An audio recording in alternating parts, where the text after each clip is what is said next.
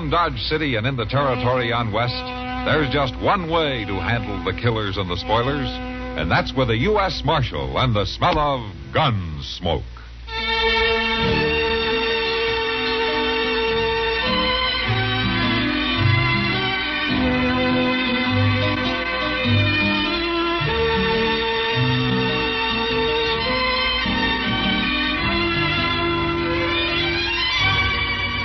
Gunsmoke, the story of the violence that moved west with young America, and the story of a man who moved with it. I'm that man. Matt Dillon, United States Marshal. The first man they look for, and the last they want to meet. It's a chancy job, and it makes a man watchful, and a little lonely.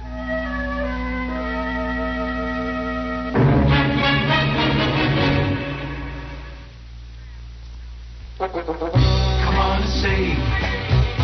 You can save a bundle each time you fly on Northwest Orient. You'll save a bundle with Northwest's round-trip excursion fares. 20 or 25% off for adults and 50% off normal coach fare for children under 12. Just buy your tickets a week ahead and stay 7 to 30 days. You'll save a bundle on most Northwest flights of 750 miles or more in the continental U.S. There are other conditions, so to find out how to qualify, call a travel agent or Northwest. We give you half the world on Northwest Orient Airlines.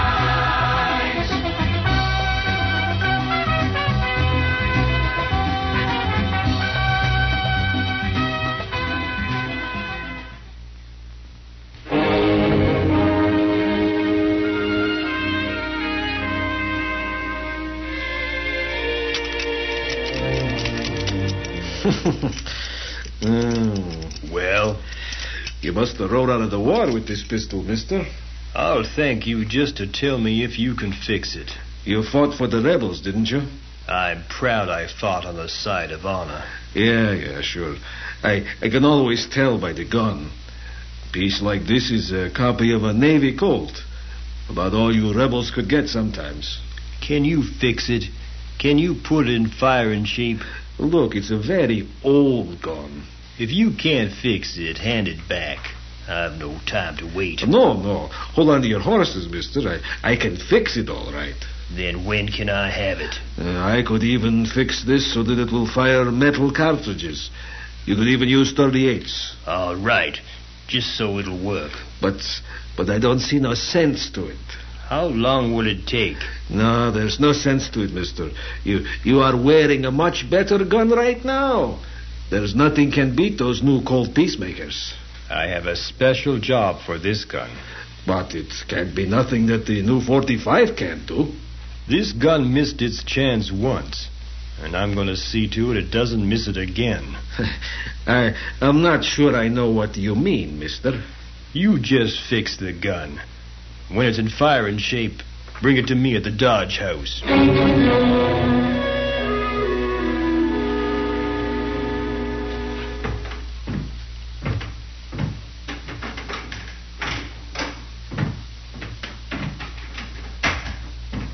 Storekeeper. Storekeeper.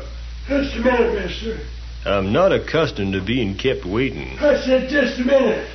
I can't see how you can keep your business going if you're not here to wait on customers. No use to getting raw, mister. I got lots of things to do back there in the storeroom.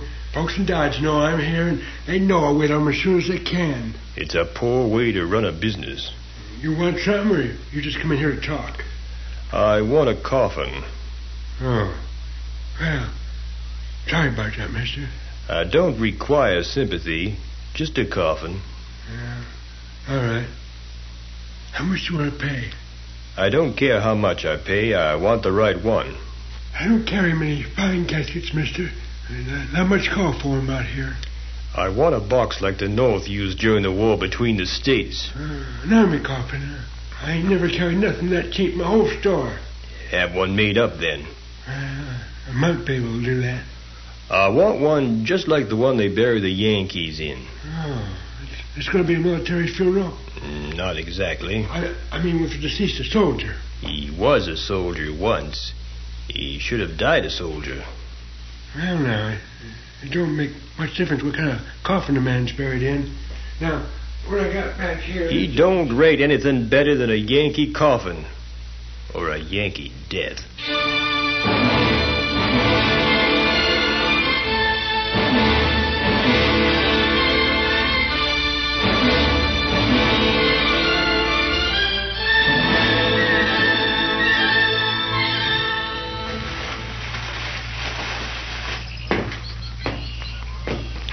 Sir?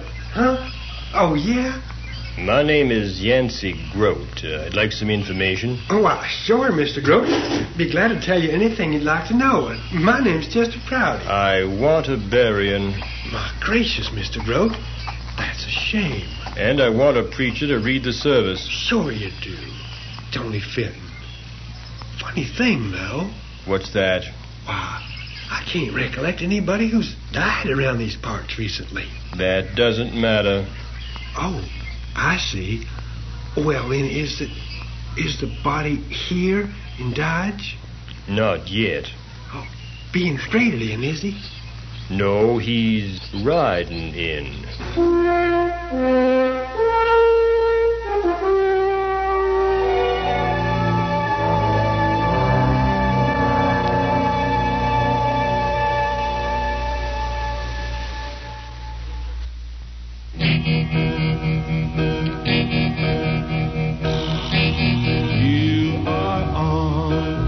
Gentle journey. So take your loving time. You're moving on. You're grooving on. Kribari, Kribari wine. You're moving on, you're grooving on, Kribari wine. 80 years ago, Beniamino Kribari made a gentle wine for family and friends. Nothing's changed.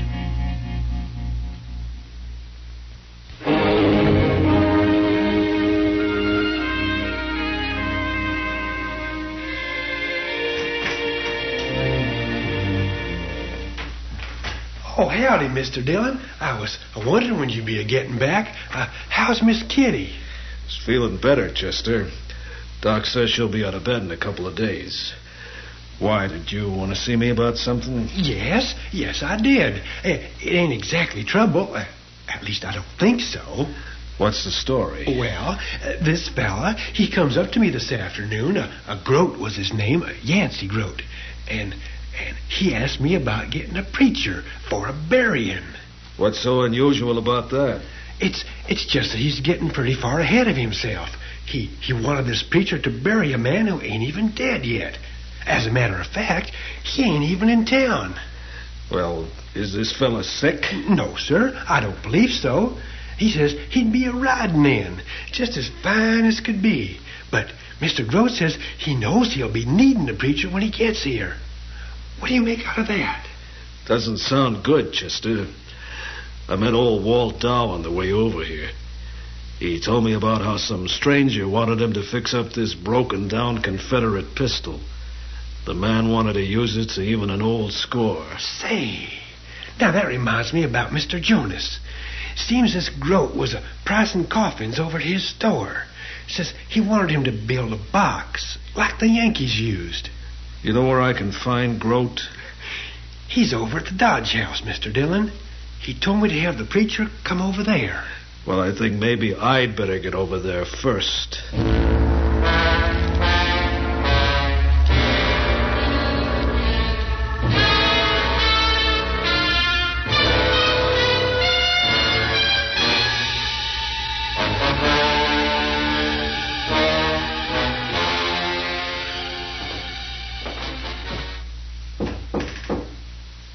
Grote, Are you in there? Who is it? Matt Dillon, U.S. Marshal. Open up. Come in, Marshal. Come in. Thank you.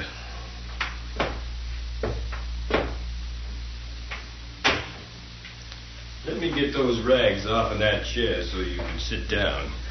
No, never mind. It's all right. Been polishing my gun. Oh? That the one Walt Dow fixed up for you? You know about that? Half of Dodge knows about it by now. The old man must have talked a lot. Well, you have to admit it was no ordinary job. Fixing up an old worn-out gun. No, I suppose not. Dow does nice work. You care to take a look at it here, Marshal? Got the action nice and easy. Yeah, works fine. Dow seemed to feel that you had a special plan for this gun. Oh, I do, Marshal. I do. Maybe you'd better tell me about it, huh? Why, I'm gonna use it to kill a man. Oh? Who is he? I don't think you know him, Marshal. Not that it would make any difference. He isn't here yet. What's his name? Name's Tom Haskett. He'll be here in a few days. He's coming with a herd of cattle. And I'll be waiting. I've been waiting for too many years already. Now, you listen to me, Grote. No, Marshal, you listen to me. There's nothing you can do to stop me. There's nothing you can say that'll save Tom Haskett's life. I saved it once myself, and it was the biggest mistake I ever made. You're sure trying to make a bigger one. I know you're doing your duty as a lawman, but I'm here to do my duty, too, and I'm going to finish something I should have finished at Manassas. Most folks are doing their best to forget about the war, Grote. I had him lying there, wounded at my feet, a Yankee soldier, and I had this gun in my hand, and I should have finished him. I should have finished him right there. It's no crime to let a man live. 2 years later, he was with Sherman in Georgia. Tom Haskett led his men to burning my house. My wife was killed trying to escape. I should have finished him, and I will. I can't blame you for your feelings, Grote. But killing isn't going to bring anything back. Your wife will still be dead, and you'll have a murder on your hands. This won't be murder, Marshal. Merely delayed justice. The court won't see it that way. There's no law in the land that can stop me. I've been trailing Tom Haskett for years, and now I've found him, and I'm going to kill him. Grote, maybe you can't help it if the bitterness in your brain has eaten away the reason. But let me tell you something. You're not going to work out your revenge in Dodge. Soon as I hear that the cattle drive is near town, I'm going to lock you up. And I'm going to keep you locked up till Haskett's safely out of town. You can't stop me, Marshal. I hope I won't have to, Grote. I hope maybe you'll stop yourself.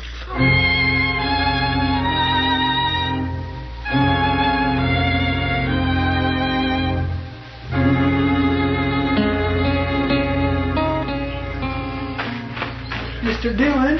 Mr. Dillon? What is it, Chester? Have you heard about Yancey Grote? What's he done now? That's just it.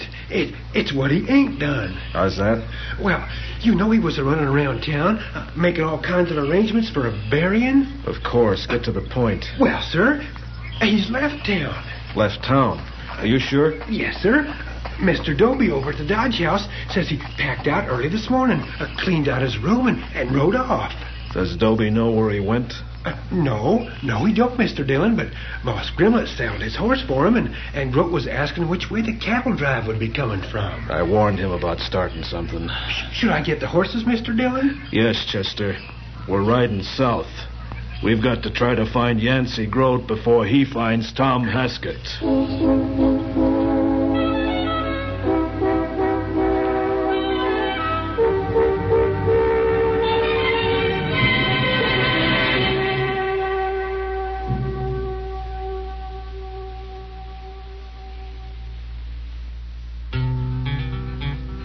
If you have a head for cars, head for Dodge. This is the year Dodge gives you more. Instead of 2 charges, now there's 4. There's overdrive in Colt GT. Compact Dart holds my whole family. If you have a head for cars, head for Dodge.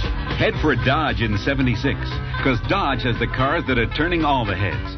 Sporty little cars like Colt, roomy compacts like Dart, mid-size family cars like Coronet, and the car that more people are getting hooked on every day, Dodge Charger. Head for them all at the Dodge Boys. If you have a head for cars, head for Dodge. Drive Charger Daytona and hear the crowd roar. My Coronet wagon holds a grocery store. Dart Colt Charger Coronet. One of these beauties is the one to get. If you have a head for cars, head for Dodge. If you have a head for cars, head for Dodge.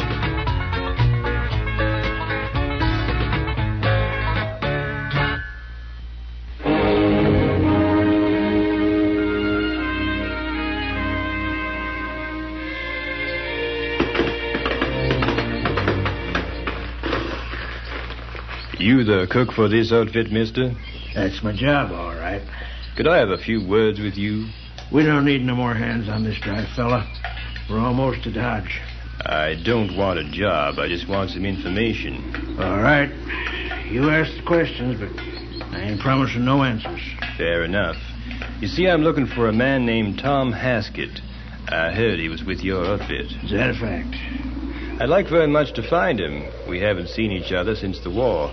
Is he on this drive? Why don't you hang around and find out, mister? I could do that, of course, but, well, to tell the truth, I'd like to surprise him. Well, now, ain't that pretty? I know it may sound strange, but I don't think he ever expected to see me again. And I'd like to work it so that our meeting is sort of private. Well, there ain't much privacy out here on the plains, mister. Now, you could help me if you would. What do you want me to do? Over on that creek bed where those bushes are, I thought I might wait over there for him, and you could send him over when he gets back to camp. Well, why should I? I'd be glad to supply a little something to wash the dust out of your throat. Oh, drinking whiskey? Drinking whiskey. It's in my saddlebag here. Okay, mister. It don't make much sense to me, but I'll speak to Haskett when he comes in for his supper. I'll be waiting. It's been a long time.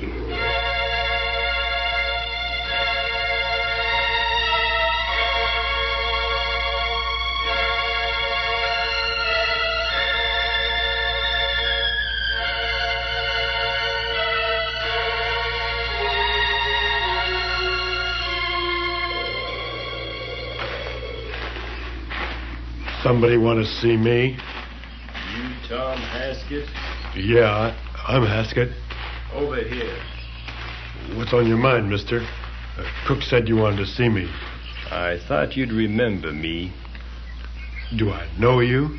You ought to. Maybe I can jog your memory. You remember Manassas? Second Bull Run. You bet I do. Were you there, too? I was there. You sound like a Reb. I was a Confederate cavalryman.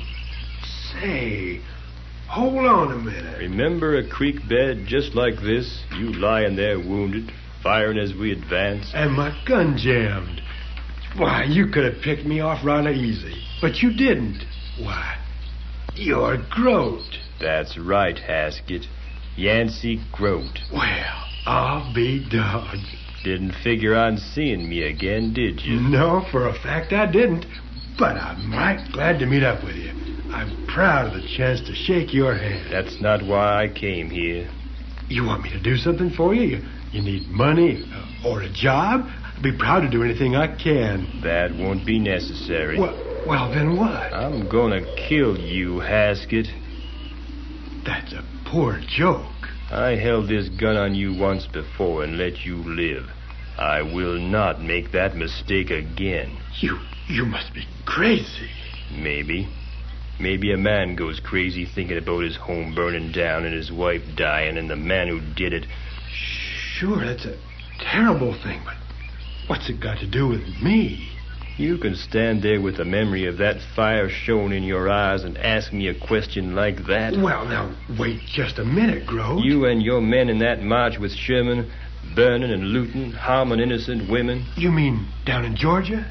I mean just outside Atlanta. Well, now, listen to me, Grote. I was never in Georgia in my life. Not before the war, not during the war, not after. That's not what your sergeant said, Haskett. Sergeant? He identified you all right. Lieutenant Tom Haskett. That's you, ain't it? Why, sure that's me, but I'm not the one you're looking for. Listen, man, I can prove it. I was in prison. Why, I was... burning a man's house and killing his wife after his life had been saved. Look here, Shooting's too good for you, Haskett. Grote, you've got to give me a chance. I gave you one with this same gun in my hand. For heaven's sake, Grote, no! No! This is it, Haskett.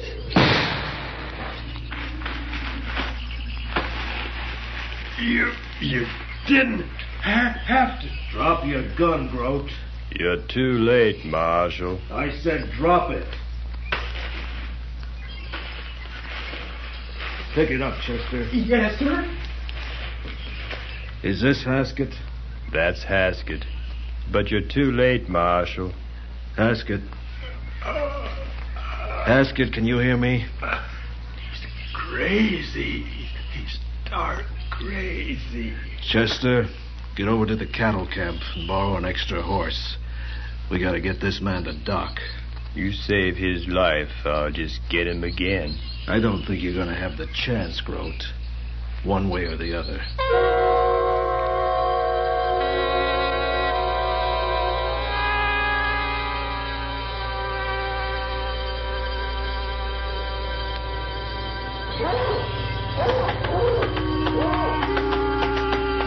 Hold up, Chester. There's Doc across the street. Yes, sir. Whoa there. Whoa. Hey, Doc. Hey, Doc. Come over here, will you? Yeah, sure, Matt. Nobody can help him. You just sit quiet, Grote. What's going on, Matt?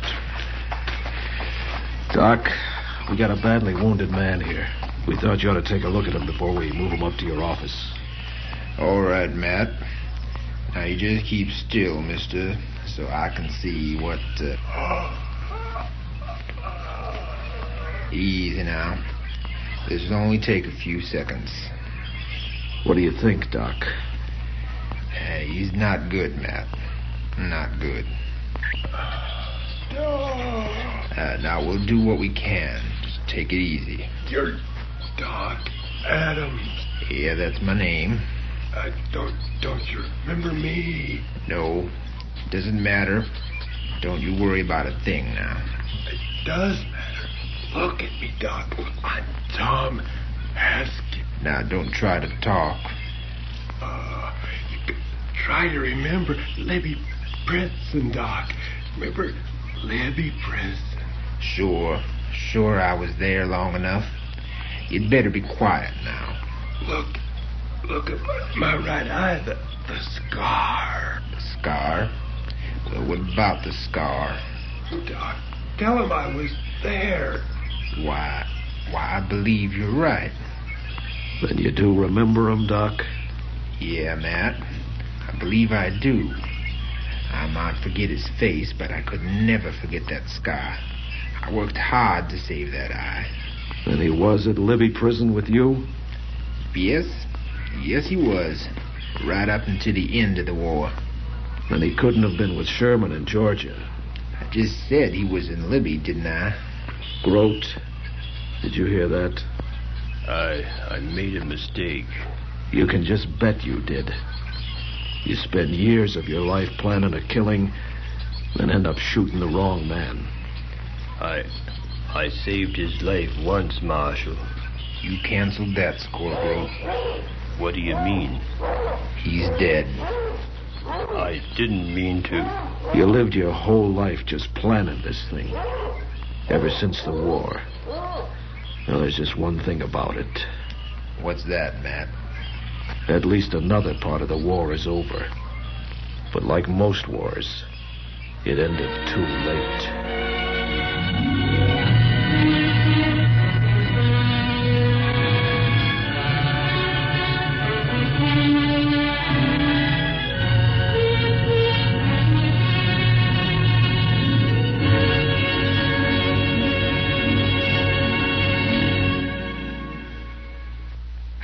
fella. Who are you? I'm your Cricket lighter, the disposable one, by Gillette. Well, Cricket, what makes you so different? Oh, I'm glad you asked me that.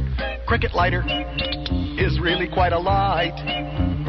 It'll last for months and still burn bright with thousands of sure fire lights and a flame that adjusts to different heights. You're no ordinary Cricket. Well, Cricket's no ordinary lighter. Catch a Cricket for $1.49 by Gillette.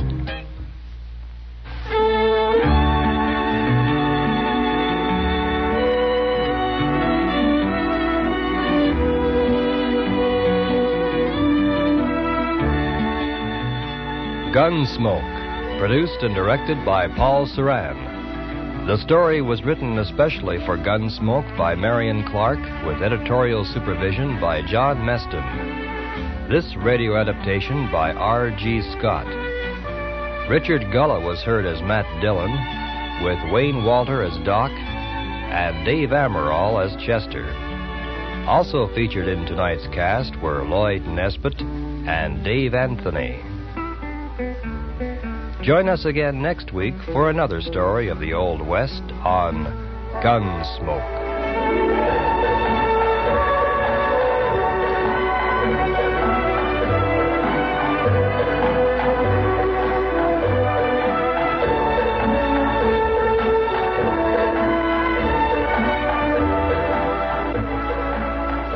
You're tuned to the Stars address, the CBS Radio Network.